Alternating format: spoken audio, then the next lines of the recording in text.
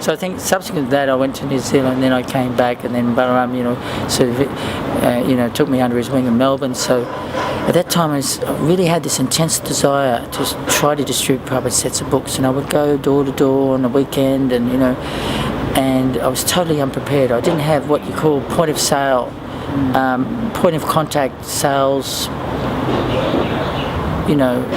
paraphernalia like brochures and things like that. I just had the book, one bug or two. And anyway, somehow or another, sold a few sets of books. It was like really good. And one time Harry Sawyer, he was Prabhu Creeper at the time, he was a GBC, and he came to Melbourne, and I mustered up the courage, because sometimes it's very difficult to talk to the GBC or sannyasis or things like that, because you just feel kind of shy. They're important people, and to express your mind and open up your heart, it's not easy. One time it took a lot. I went up to see him and I said, Prabhu, I really have this desire to try to sell Srila Prabhupada's sets of books. And he said, yeah, actually I do too.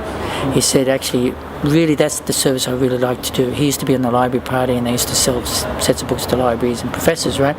That's the thing I really like to do.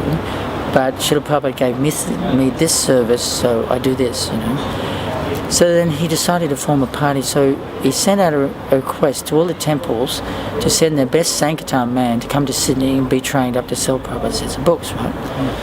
So naturally, I think I was going to be the man, right? But much to my surprise, someone else was selected. It was Puri Prabhu, Puri Das, who was a good collector, and he was, the best one in Melbourne. But Balaram didn't want to send him, so he sent me instead.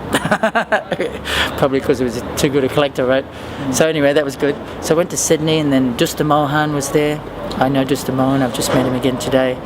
And he was there in Brisbane. And actually, I just don't, if you don't mind, I'll just relate something very interesting.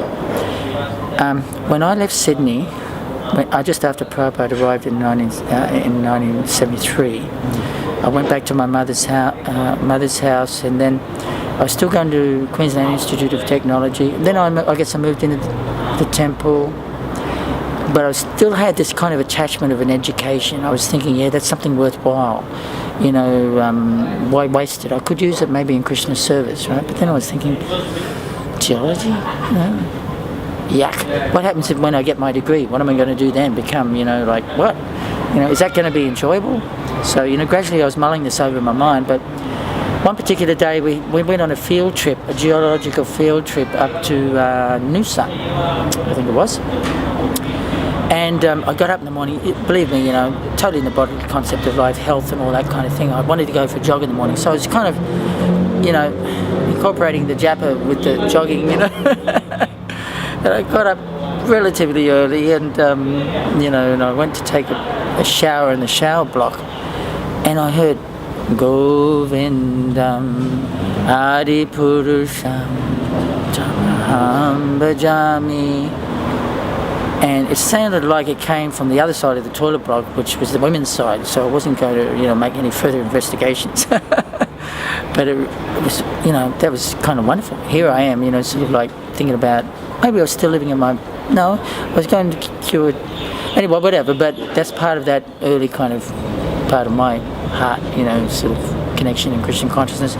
So I went on my jog, but I was really, I thought that was really wonderful. But there I was in the middle of, some place some park somewhere, and just Govinda tape was playing. So I thought it must be some devotee somewhere, and